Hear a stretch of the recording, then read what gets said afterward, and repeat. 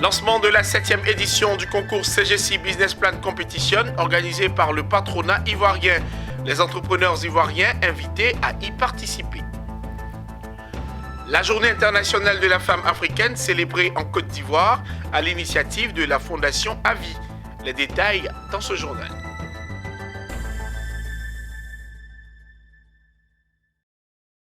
Mesdames et messieurs, bienvenue. La Confédération générale des entreprises de Côte d'Ivoire fait de la promotion de l'entrepreneuriat des jeunes son cheval de bataille. Dans ce contexte, le patronat ivoirien a récemment procédé au lancement de la 7e édition de la CGC Business Plan Competition. Le concours vise à apporter aux jeunes entrepreneurs ivoiriens son accompagnement dans la mise en œuvre de leurs projets. Notre reporter Doumbia Ayouba a pris part à la cérémonie de lancement. Zeynab Dosso nous en fait le commentaire. C'est reparti pour la CGC Business Plan Competition. Les inscriptions s'effectuent du 12 août au 21 septembre 2021 au travers du site internet www.cgsi.com. Initié par le patronat ivoirien, le concours vient répondre à un besoin, promouvoir la créativité des jeunes entrepreneurs ivoiriens et les accompagner dans la réalisation de leurs projets. Alors le but recherché, c'est de permettre à tous les candidats qui auront compétit de pouvoir prendre les meilleurs qui auront de bons projets, qui permettront d'être autonomes et surtout de pouvoir permettre l'embauche des jeunes et des femmes. Mais après, je pense que le plus important, c'est l'incubateur qui sera mis derrière. Parce que ces jeunes lauréats qui seront choisis auront un incubateur qui leur permettront de mieux développer leurs activités, mieux peaufiner pour pouvoir se projeter sur le moyen et long terme. À travers le concours CGC Business Plan Competition, la Confédération générale des entreprises de Côte d'Ivoire veut construire des champions de demain. Les organisateurs attendent plus de 500 candidatures.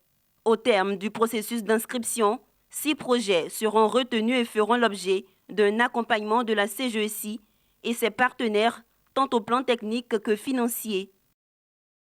On attend plus de 500 candidats de toutes les régions de la Côte d'Ivoire. Les critères d'éligibilité sont les mêmes que les années précédentes. Avoir entre 18 et 40 ans, être ivoirien, avoir un plan d'affaires ou être en activité et réaliser son projet en Côte d'Ivoire. 10 millions de francs CFA de la part de la CGEC et de ses partenaires. Voilà ce que les entrepreneurs doivent viser. À l'instar des autres années, la cérémonie de remise de prix aux lauréats de l'édition 2021 aura lieu le 28 octobre au cours de la CGEC Academy. Une conférence de presse s'est récemment tenue au siège de la RDCI pour le lancement de la 2e édition des Journées internationales de promotion de l'activité des régions et villes ivoiriennes, en abrégé JPARVI, prévues les 13 et 14 septembre prochains à Bruxelles. Ces journées dédiées à la valorisation des villes et régions de Côte d'Ivoire visent à accueillir les investissements étrangers, notamment ceux du secteur privé. Le compte-rendu de Walter Kofi et Marie Seri. Les 13 et 14 septembre prochains, Bruxelles accueillera la 2e édition des Journées internationales de promotion de l'attractivité des régions et villes ivoiriennes, JPARVI. L'information a été donnée par le comité d'organisation de l'événement au cours d'une conférence de presse tenue pour l'occasion. Avec pour thème « Transformer la Côte d'Ivoire en investissant dans nos régions », les JPARVI ont pour objectif de positionner les régions et villes ivoiriennes comme acteurs indispensables pour parler de développement. Un autre des objectifs qui est inscrit dans la vision du chef de l'État, c'est de transformer structurellement l'économie ivoirienne à travers la transformation de nos matières premières agricoles. Donc nous visons par exemple cette année à visiter un pôle de compétitivité agroalimentaire en région wallonne qui s'appelle Ouararline, qui travaille sur donc toutes les problématiques de transformation agricole.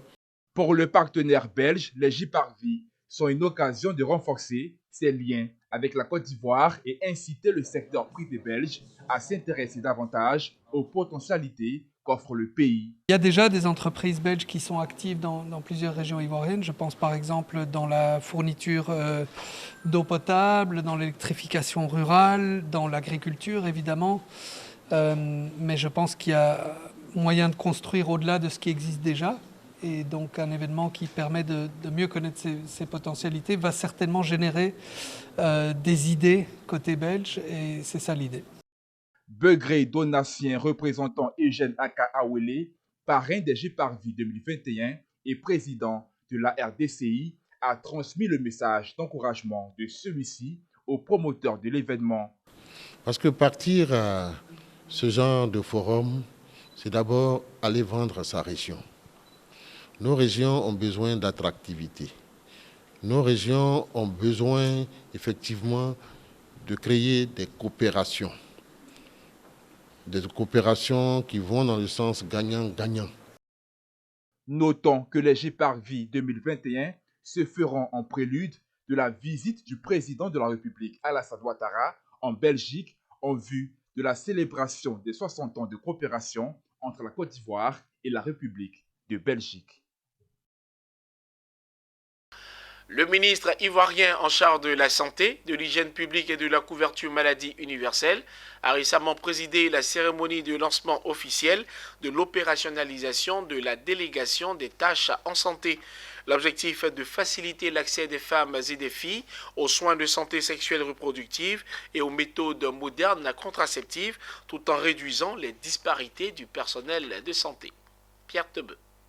L'idée qui ressort de l'opérationnalisation de la délégation des tâches en santé de la reproduction et la planification familiale est d'impliquer toutes les parties prenantes à ce que chacun se sente concerné à tous les niveaux. Il s'agit de rechercher l'engagement des différents acteurs intervenant dans la santé de la reproduction et la planification familiale. Pour le ministre en charge de la santé, le gouvernement ivoirien est conscient de la situation d'inégalité de répartition du personnel de santé dans les zones rurales difficiles d'accès. L'objectif, c'est de pouvoir étendre les actions des services de santé, là où nous n'avons pas du professionnel de santé disponible, mais également là où nous avons des difficultés pour mettre des centres de santé.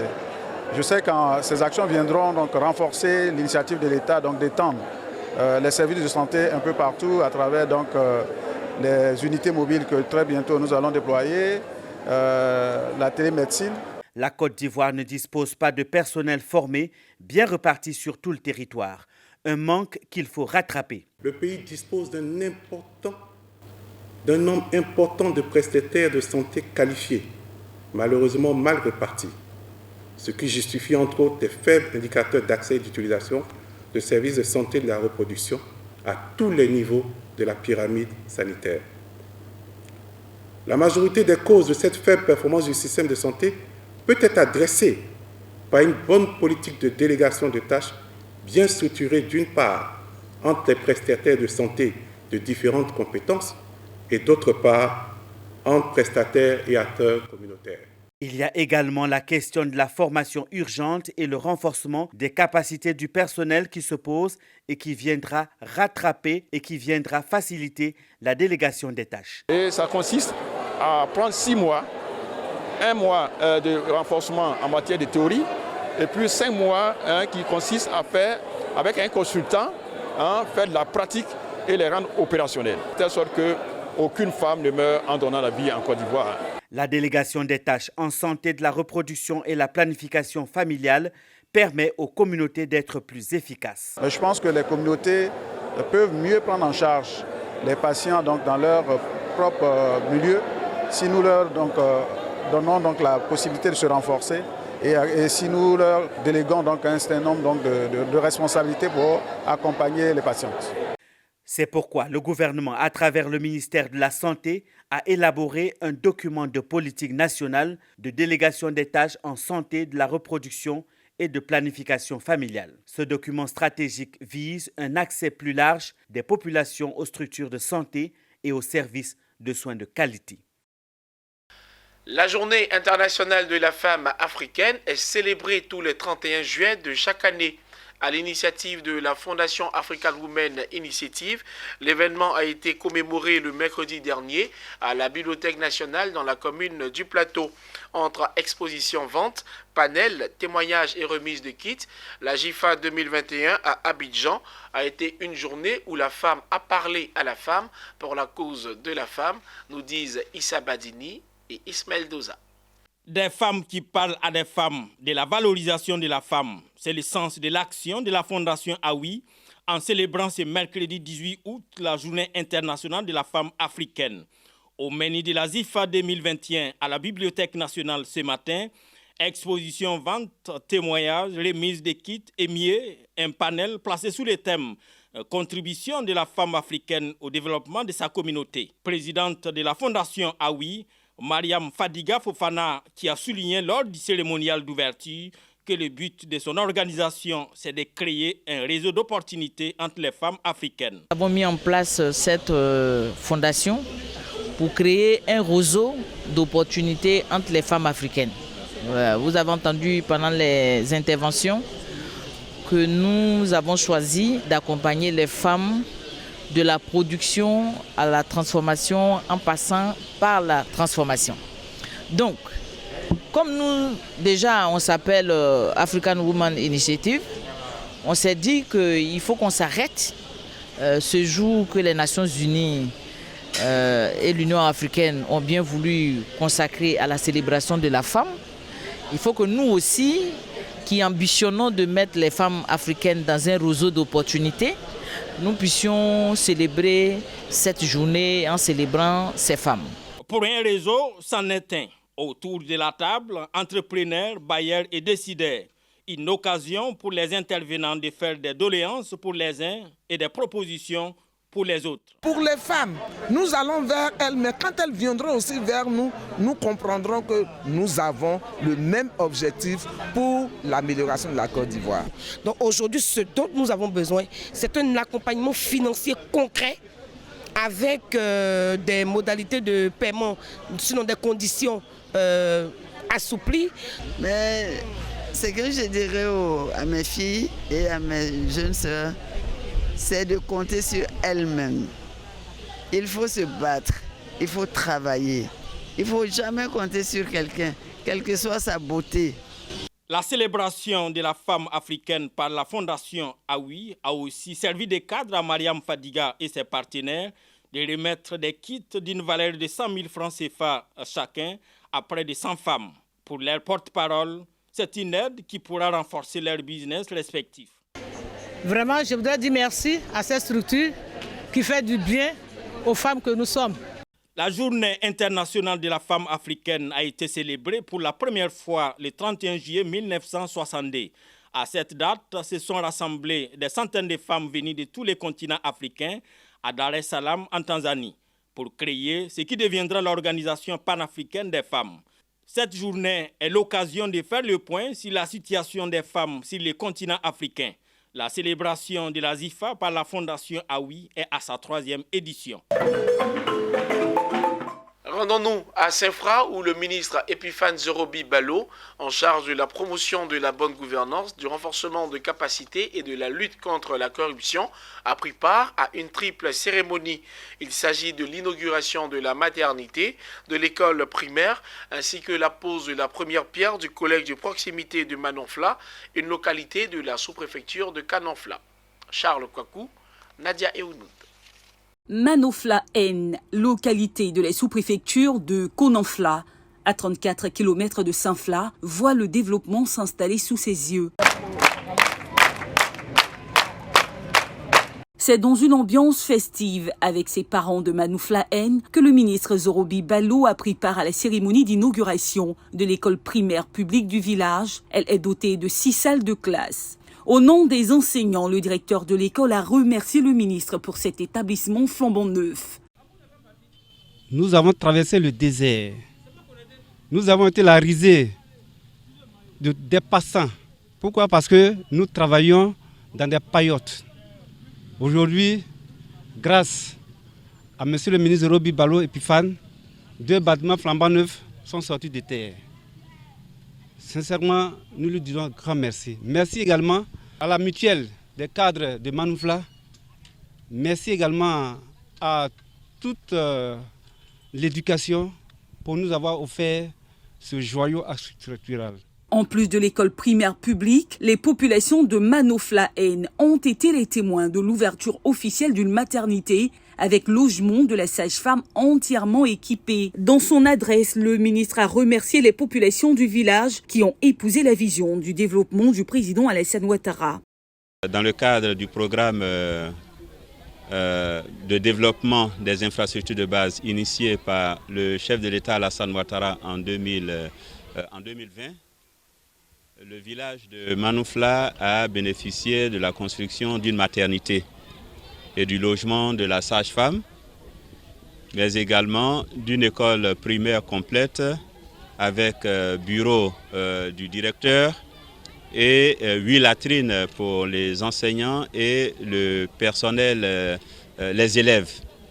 Donc c'est avec beaucoup de joie que nous sommes heureux de remettre ces infrastructures aujourd'hui à la disposition de la population à travers Madame la directrice départementale de l'éducation nationale et de l'alphabétisation. Après l'inauguration de ces deux infrastructures, il a procédé à la pose de la première pierre du collège de proximité du village de Manoufla-Haine. La réalisation de toutes ces infrastructures s'inscrit dans le cadre du programme de développement des infrastructures de base sociales du gouvernement ivoirien. Le conseil municipal de Diokwe a récemment tenu sa deuxième session ordinaire à la salle Paul Guidibo de la mairie. Un conseil suivi de l'inauguration des feux tricolores de la ville et de la présentation de la maquette du nouveau marché. Théodore Kanga. 3 milliards de francs CFA. C'est le coût d'un nouveau marché ultramoderne qui sortira de terre très bientôt au quartier Kokoma. La maquette de cet édifice de 2 niveaux a été présentée aux populations du Diokwe. Selon Honoré Guiboni, premier magistrat de la commune, ce nouveau marché pourrait désengorger l'ancien qui ne répond plus aux attentes des commerçants. Il comportera toutes les commodités dignes d'un marché moderne. À en croire le maire de Diokwe, le financement de cette infrastructure socio-économique est déjà disponible. Je suis l'un des plus heureux. La société KTF qui doit réaliser le marché du Kokoma, dont les fonds sont disponibles, est ici présent. En marge de cette session, le conseil municipal a procédé à la mise sous tension de 2 installations de feux tricolores qui s'inscrivent dans le prolongement du projet initié par le maire sortant, Taï Glaoujan. Ce projet prend en compte 7 principaux carrefours pour minimiser les accidents dans la ville. Vu l'agglomération assez importante, nous nous sommes dit qu'il faut le plus vite possible mettre un feu qui va essayer d'endiguer beaucoup de méfaits ici chez nous. Parce que ce que nous souhaitons, c'est la discipline ici à Diokwe. Et donc, nous voulons que notre commune amorce le développement. Et dans ce cadre-là, nous faisons des investissements adéquats. Cette rencontre du conseil municipal a servi d'occasion à Gorens Akassiril, secrétaire général de préfecture, de sensibiliser les populations sur les pandémies de la Covid-19, de la grippe aviaire et d'Ebola qui demeurent un problème de santé publique. Près de 900 000 doses de vaccins anti-Covid-19 ont été mises à la disposition du Kenya et du Rwanda. Les États-Unis et les Royaumes-Unis ont annoncé l'envoi des vaccins AstraZeneca et Pfizer à destination des 2 pays est-africains pour les aider à lutter contre la Covid-19. Ces dons interviennent dans le cadre d'une promesse des 2 pays de fournir des vaccins pour aider à réduire le retard des pays en développement en matière de vaccination. C'est ici que prend fin ce journal préparé par l'ensemble de la rédaction. Merci de l'avoir suivi.